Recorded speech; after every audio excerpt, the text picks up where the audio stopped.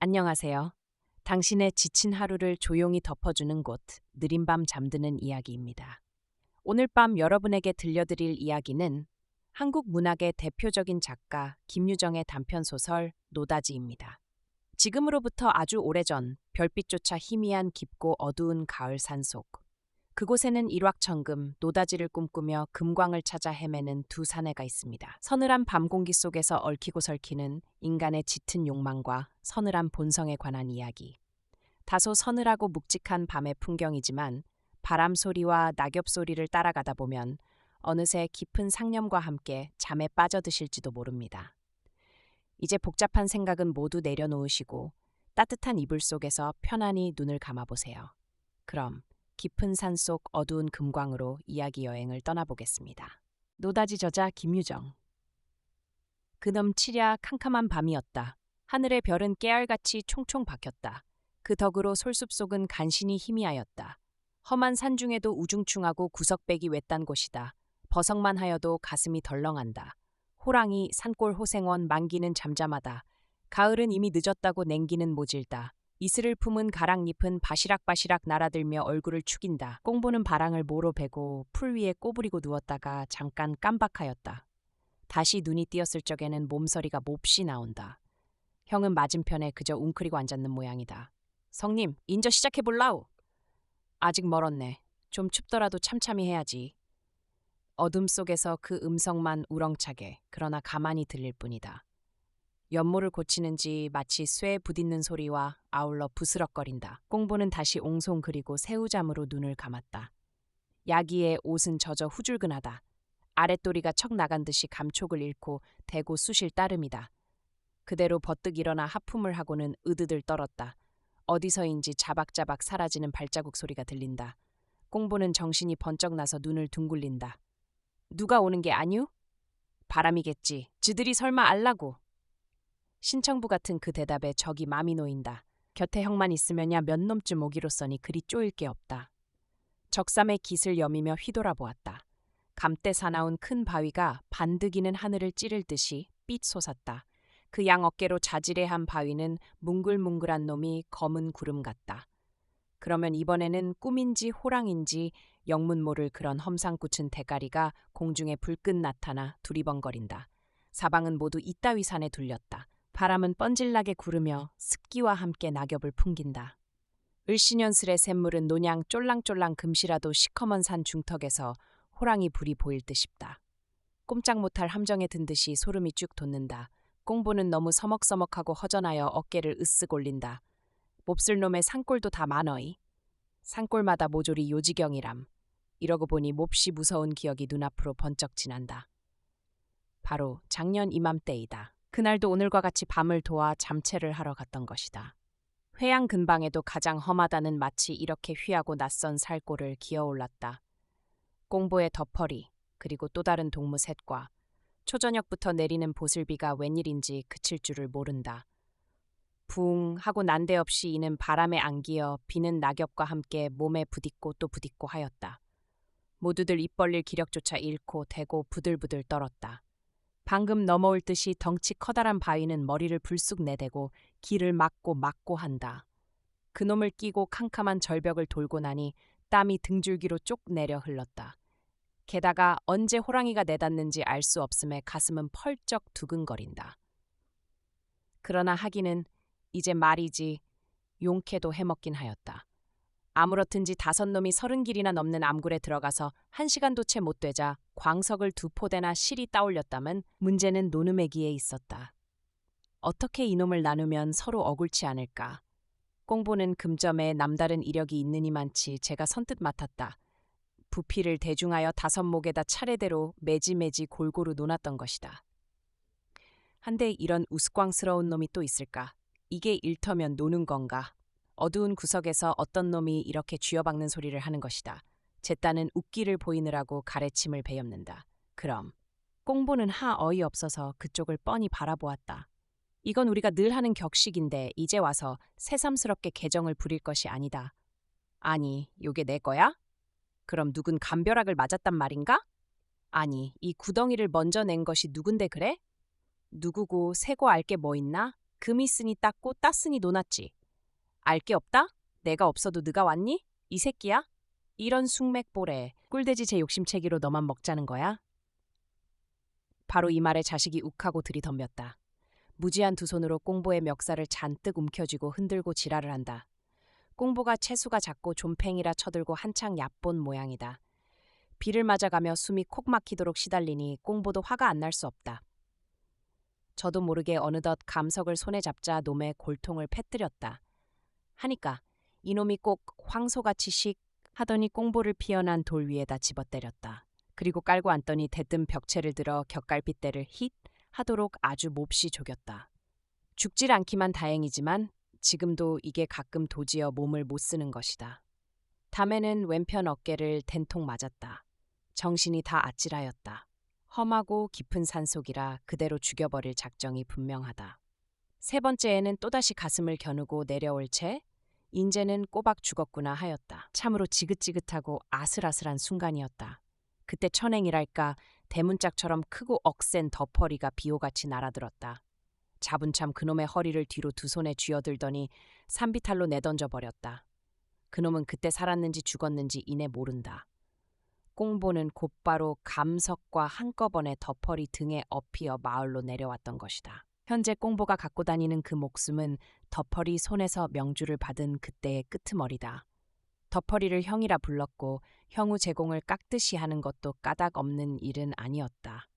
이 상골도 그 녀석의 상골과 똑헐없는 흉측스러운 낯짝을 가졌다. 한번 휘돌아보니 몸서리 치던 그 경상이 다시 생각나지 않을 수 없다. 꽁보는 담배를 빡빡 피우며 시름 없이 앉았다. 몸 좀 녹여서 인저 시적시적 해볼까? 덮어리도 추운지 떨리는 몸을 툭툭 털며 일어선다. 시작하도록 연무는 차비가 다 된 모양.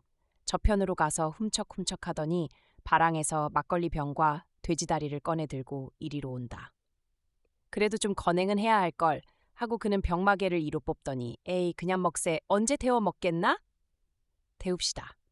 글쎄 그것도 좋고 근데 불을 놨다가 들키면 어쩌나? 저 바위 틈에다 가리고 핍시다. 아우는 일어서서 가랑잎을 긁어 모았다. 형은 더듬어가며 소나무 삭정이를 뚝뚝 꺾어서 한아름 안았다. 병풍과 같이 바위와 바위 사이에 틈이 벌었다. 그 속으로 들어가 그들은 불을 놓았다. 그거 맛 좋다이. 형은 한 잔을 쭉 켜고 권하였다. 칼로 돼지고기를 저며 들고 쩍쩍 씹는다. 아까 술집 계집 봤나? 왜 그류? 어떻든가? 아주 똑같대 그거 참! 하고 그는 눈을 불빛에 꿈벅거리며 싱글싱글 웃는다. 1년이면 12달 줄창 돌아만 다닌다는 신세였다. 오늘은 서로, 내일은 동으로 조선 천지에 금전판 치고 아니 집적거린 데가 없었다. 언제나 나도 그런 계집 하나 만나 살림을 좀 해보누 하면 무거운 한숨이 절로 안 날 수 없다. 계집 있는 게 한결 낫겠더군 하고 저도 열적을 만큼 시풍스러운 소리를 하니까 글쎄요? 하고 꽁보는 그 얼굴을 빤히 쳐다보았다.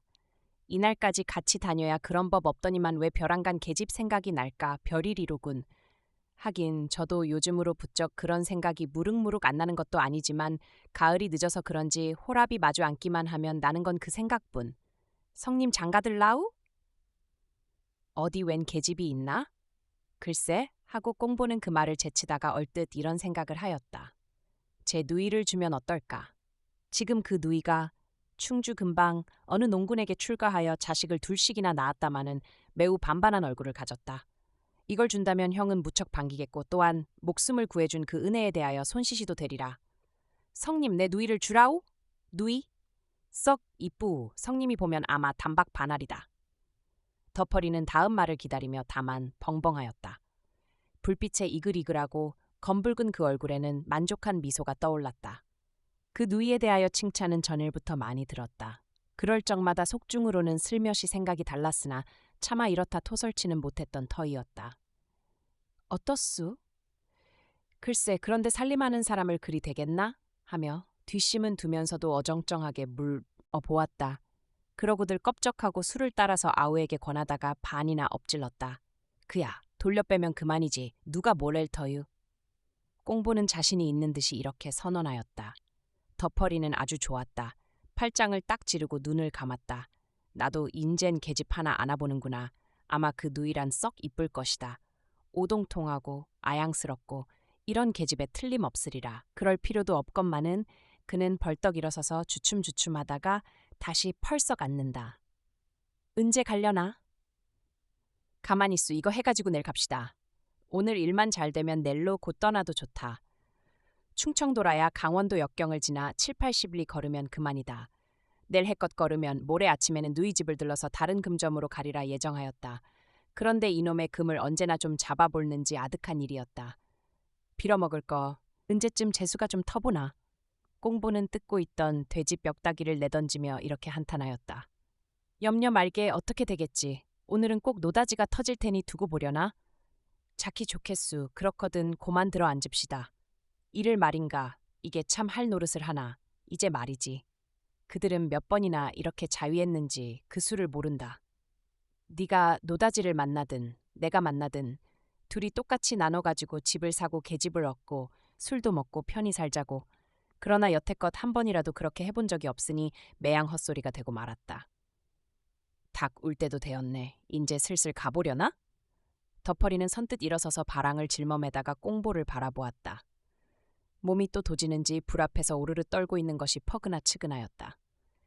여보게, 내 혼자 해가지고 올게. 불이나 쬐고 거기 있으려나? 뭘 갑시다. 꽁보는 꼬물꼬물 일어서며 바랑을 메었다. 그들은 발로다 불을 비벼 끄고는 거기를 떠났다. 산에 고를 엇비스시 돌아오르는 샛길이 놓였다. 좌우로는 솔, 잣, 밤, 단풍 이런 나무들이 울창하게 꽉 들어박혔다. 그 밑으로는 자갈 아니면 불퉁바위는 예제없이 마냥 뒹굴었다. 한가 시커먼 그 암흑 속을 그들은 더듬고 기어오른다. 풀숲의 이슬로 말미암아 고이는 축축이 젖었다. 다리를 옮겨놓을 적마다 철썩철썩 살에 붙으며 찬 기운이 쭉 끼친다. 그리고 모진 바람은 뻔질 불어내린다. 붕하고 능글차게 낙엽이 불어내리다는 뺑 하고 되알지게 길을 복쓴다. 꽁보는 덧펄이 뒤를 따라 오르며 달달 떨었다. 이게 지랄인지 난장인지 세상에 짜장 못해 먹을 건 금 좀 빼고 다시 없으리라. 금이 다 무엇인지 요 짓을 꼭 해야 한담. 게다 건뜻하면 서로 두들겨 죽이는 것이 일. 참말이지 금쟁이 치고 하나 순한 놈 못 봤다. 몸이 결릴 적마다 지겹던 과거를 또 연상하며 그는 다시금 몸에 소름이 돋았다. 그러자 맞은편 산수풀에서 큰 불이 얼른하였다. 호랑이! 이렇게 놀라고 덧펄이 허리에가 덥석 달리며 저게 뭐유? 하고 다르르 떨었다. 뭐? 저거 아니 지금은 없어졌네. 그게 눈이 어려서 해꺼지 뭐야. 덧펄이는 씀씀이 대답하고 천연스레 올라간다. 다구진 그 태도에 좀 안심이 되는 듯 싶으나 그래도 썩 편치는 못하였다. 왜 이리 오늘은 대고 겁만 드는지 까닭을 모르겠다. 몸은 매시근하고 열로 인하여 입이 바짝바짝 탄다. 이것이 웬만하면 그럴 리 없으련마는 자네 안 되겠네. 내 등에 엎히게. 하고 덧퍼리가 등을 내대일 채 그는 잠자코 바랑 위로 넙죽 엎였다. 그래도 끽소리 없이 덜렁덜렁 올라가는 덧퍼리를 굽어보며 실팍한 그 몸이 여간 부러운 것이 아니었다. 불볕 내리는 복중처럼 시근거리며 이마에 땀이 쫙 흘렀을 그때에야 비로소 덧퍼리는 산마루터까지 이르렀다. 꽁보를 내려놓고 땀을 씻으며 후 하고 숨을 돌린다. 인제 얼마 안 남았겠지. 조금 내려가면 요 아래 있을 것이다. 그들이 이 마을에 들른 것은 바로 오늘 점심때이다. 지나서 그냥 가려 하다가 뜻하지 않은 주막 주인 말에 귀가 번쩍 띄었던 것이다. 저 산 너머 금점이 있는데 금이 푹푹 쏟아지는 화수분이라고. 요즘에는 화약 허가를 내가지고 완전히 일을 하고자 하여 부득이 잠시 휴광 중이고 머지않아 다시 시작할 게다. 그리고 금 도둑을 맞을까 하여 밤낮 구별 없이 감시하는 중이라 하는 것이다. 그러나 이 밤중에 누가 자지 않고 설마 하고 덧퍼리는 덜렁덜렁 내려간다.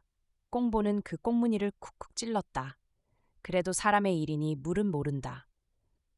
좌우 곁으로 살펴보며 살금살금 살이어 내려온다. 그들은 5분쯤 내리었다. 따는 커다란 구덩이 하나가 딱 내달았다. 산중턱에 집더미 같은 바위가 놓였고 그 옆으로 또 하나가 놓여 가다리 졌다. 그 가운데다 삐듬한 돌장벽을 끼고 구멍을 뚫은 것이다. 가로는 한 발 좀 못 되고 길이는 약 서발가량.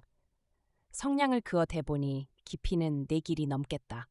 함부로 쪼아먹은 구갱이라 거칠한 놈이 군버력도 똑똑히 못 치웠다. 잠체를 염려하여 그랬으리라. 사다리는 모조리 떼가고 밍숭밍숭한 돌벽이 있을 뿐이다. 그들은 다시 한번 사방을 둘레둘레 돌아보았다. 지척을 분간키 어려우나 필경 사람은 없을 것이다. 마음을 놓고 바랑에서 관소를 꺼내어 불을 데렸다. 덮어리가 먼저 장벽에 엎디어 뒤로 기어내린다. 꽁부는 불을 들고 조심성 있게 참참히 내려온다. 한 길쯤 남았을 때 그만 발이 찍하고 덮어리는 떨어졌다. 꿍하고 무던히 골탕은 먹었으나 그대로 쓱싹 일어섰다. 동이 트기 전에 얼른 금을 따야 될 것이다. 여보게 아우, 나는 어딜 따려나? 글쎄유, 가만히 기슈. 아우는 불을 들이대고 줄맥을 한번 쭉 훑었다. 금점이랜 난다 긴다 하는 아달맹이 금쟁이였다. 썩 보더니 복판에는 동이 먹어 들어가고 양편 가생이로 차차 줄이 생하는 것을 알았다. 성님은 저편 구석을 따우. 아우는 이렇게 지시하고 저는 이쪽 구석으로 왔다. 그러나 차마 그 틈바기로 들어갈 생각이 안 난다. 한 길이나 실이 되도록 쌓아 올린 동발이 금방 넘어올 듯이 위험했다. 밑에는 좀 잔돌로 쌓으나 그 위에는 제법 굵직굵직한 놈들이 얹혔다. 이것이 무너지면 피소리도 못하고 치여 죽는다. 꽁부는 한참 생각했으되 별 수 없다. 낯을 찌푸려가며 바랑에서 망치와 탈해징을 꺼내 들었다. 그런데 어떻게 파먹은 놈에게 온푹이 들어간 것이 일커녕 몸 하나 놓을 데가 없다.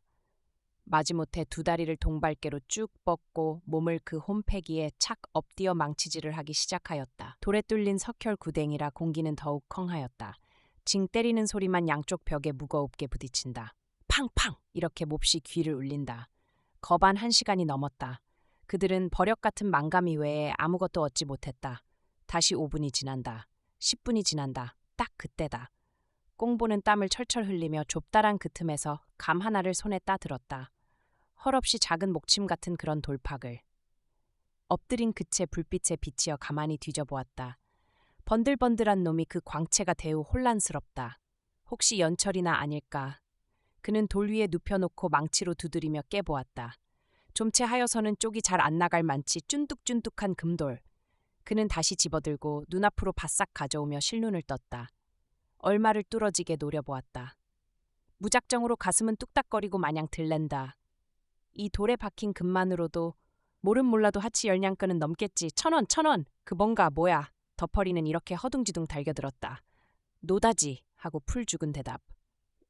노다지? 하기 무섭게 덮어리는 우뻑지뻑 그 돌을 받아들고 눈에 들이댄다. 척척 휠만치 들어박힌 금. 우리도 이젠 팔자를 고치누나. 그는 껍적껍적 엉덩춤이 절로 난다. 이리 나오게 내 땀새.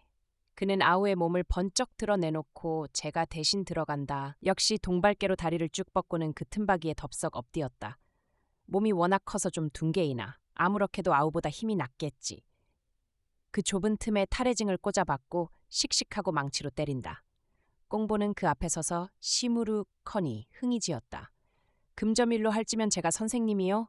형은 제 지위를 받아왔던 것이다. 뭘? 안다고 풋둥이가 어줍대는가? 돌쪽 하나 변변히 못 떼낼 것이... 그는 형의 태도가 심상치 않음을 얼핏 알았다. 금을 보더니 완연히 변한다. 저 곡괭이 좀 집어주게. 형은 고개도 아니 들고 소리를 뻑 지른다. 아우는 잠자코 대꾸도 아니한다. 사람을 너무 얕보는 그 꼴이 썩 아니 꼬웠다. 아, 이 사람아, 곡괭이 좀 얼른 집어줘. 왜 저리 정신없이 섰나. 그리고 눈을 딱 부릅뜨고 쳐다본다. 아우는 아무 말 않고 저편 구석에 놓인 곡괭이를 집어다 주었다. 그리고 우두커니 다시 섰다. 형이 무람없이 굴면 굴수록 그것은 반드시 시위에 가까웠다. 힘이 좀 있다고 주제넘게 껐덕이는 그 화상이야. 눈어리가 쉬면 쉬었지 그냥은 못 볼 것이다. 또 땄네 내 기운이 어떤가. 형은 이렇게 주적거리며 곡괭이를 연상 내려 찍는다. 마치 죽통에 덤벼드는 돼지 모양이다. 억척스럽게도 손뼉만한 감을 두 쪽이나 따냈다. 인제는 악이 아니면 세상 없어도 더는 못 딸 것이다. 엑! 엑! 엑! 그래도 억센 주먹에 굳은 동이 다 벌컥벌컥 나간다. 제 힘을 되우 자랑하는 형을 이윽히 바라보니 또한 그 속이 보인다. 필연코 이 노다지를 혼자 먹으려고 하는 것이다. 하면 내가 있는 것을 몹시 꺼리겠지 하고 속을 태운다. 이것 봐, 자네 같은 건 골백 와야 소용없네. 하고 또 뽐낼 제 가슴이 선뜩하였다. 앞서는 형의 손에 목숨을 구해받았으나 이번에는 같은 산골에서 그 주먹의 명을 도로 끊을지도 모른다. 그는 형의 주먹을 가만히 내려보다가 가여시도 앙상한 제 주먹에 대조하여 보지 않을 수 없다. 그러나 다만 속이 바르르 떨릴 뿐이다. 그러나 꽁보는 기겁을 하여 놀라며 뒤로 물러섰다. 어이쿠 하고 불시의 비명과 아울러 와르르 하였다. 쌓아 올린 동발이 어찌하다 중턱이 헐리었다. 모진 돌들은 덮어리에 장단지며 널쩍다리 엉덩이까지 그대로 엎눌렀다. 살은 물론 으스러졌으리라. 그는 엎으러진 채 꼼짝 못하고 아픔에 못 이기어 끙끙거린다. 하나 죽질 않기만 요행이다. 바로 그 위에 공중에는 징그럽게 커다란 돌들이 내려 구르자 그 밑을 받친 불과 조그만 조각돌에 걸리어 미쳐 못 굴러내리고 간댕거리는 것이었다. 이 돌만 내려치면 그 밑에 그는 목숨은 고사하고 윽살이 될 것이다. 여보게, 내 몸 좀 빼주게. 형은 몸은 못 쓰고 죽어가는 목소리로 애원한다. 그리고 또 아우, 나 죽네. 응? 하고 더욱 애를 끊으며 빌붙는다. 고개만 겨우 들었을 따름 그 외에는 손조차 자유를 잃은 모양 같다. 아우는 무너지려는 동발을 쳐다보며 얼른 그 머리맡으로 다가선다. 발 앞에 놓인 노다지 세 쪽을 날쌔게 손에 잡자 도로 얼른 물러섰다. 그리고 눈물이 흐른 형의 얼굴은 돌아도 안 보고 그 발로 허둥지둥 장벽을 기어오른다. 이놈아, 넘어 기어올라 벼락같이 악을 쓰는 호통이 들리었다. 또 연하여 우지끈 뚝딱 하는 무서운 폭성이 들리었다. 그것은 거의 동시의 일이었다. 그러고는 좀 와스스하다가 잠잠하였다. 그때는 벌써 두 길이나 넘어 아우는 기어올랐다. 군문까지 다 나왔을. 제 그는 머리만 내밀어 사방을 두리거리다 그림자까지 사라진다. 덮어리의 형체는 보이지 않는다. 침침한 어둠 속에 단지 굵은 돌멩이만이 쫙 흩어졌다. 이쪽 마구리에 타다 남은 화롯불은 바야흐로 질듯질듯 껌벅거린다. 그리고 된 바람이 하고는 군문께서 모래를 쩌륵쩌륵 들이뿜는다. 이야기는 이렇게 끝이 났습니다. 칠흑 같은 어둠 속 무너져 내린 돌더미 아래에서 결국 파국을 맞이한 두 사람의 엇갈린 운명이 참으로 씁쓸하고 깊은 여운을 남깁니다. 그토록 간절히 원했던 번쩍이는 노다지는 결국 사람의 온기보다 무거웠던 걸까요? 서늘한 욕망이 스쳐간 빈자리에는 오직 차가운 바람 소리만 남았습니다.